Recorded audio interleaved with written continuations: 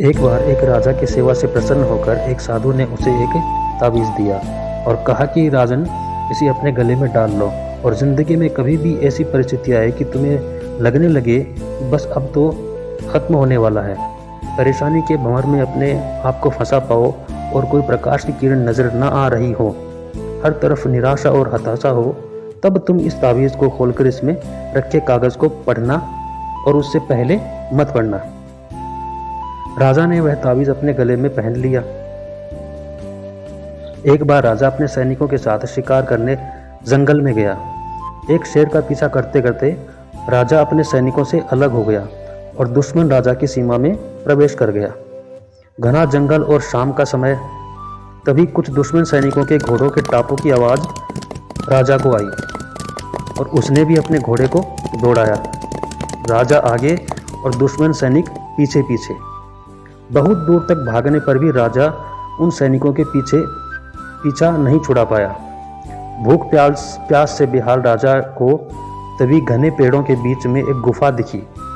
उसने तुरंत खुद को और अपने घोड़े को गुफा की आड़ में छुपा लिया और सांस रोककर बैठ गया।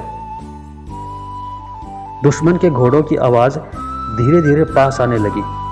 दुश्मन से घिरे राजा को अपना अंत नजर आने लगा और उसे लगा कि सब कुछ एक ही क्षणों में दुश्मन उसे पकड़कर मौत की घाट उतार देगा। वो जिंदगी से निराश हो ही गया था कि उसका हाथ अपने ताबीज़ पर गया और उसे साधु की एक बात याद आई।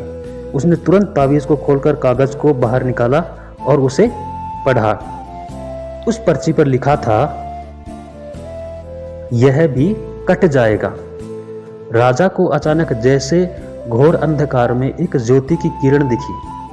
डूबते को जैसे कोई सहारा मिल गया हो, उसे अचानक अपनी आत्मा में एक अकथनीय शांति का अनुभव हुआ। उसे लगा कि सचमुच यह भयावह समय भी कट ही जाएगा। फिर मैं क्यों चिंतित हूं? अपने प्रभु पर विश्वास रख। अपने स्वयं से कहा कि यह भी कट जाएगा और हुआ भी वही।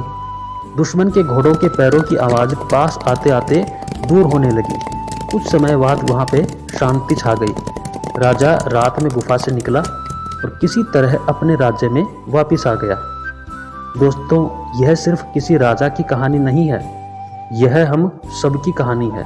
हम सभी परिस्थिति, काम, तनाव के दबाव में इतने जकड़ जाते हैं कि हमें कुछ सूझता ही नहीं।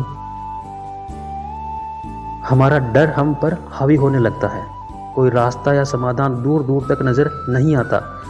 लगता है कि बस अब सब कुछ खत्म हो गया है। जब ऐसा हो तो 2 मिनट शांति से बैठिए, सोचिए, थोड़ी गहरी सांस लीजिए और अपने आराध्य को याद कीजिए और स्वयं से जोर से कहिए, यह भी कट जाएगा।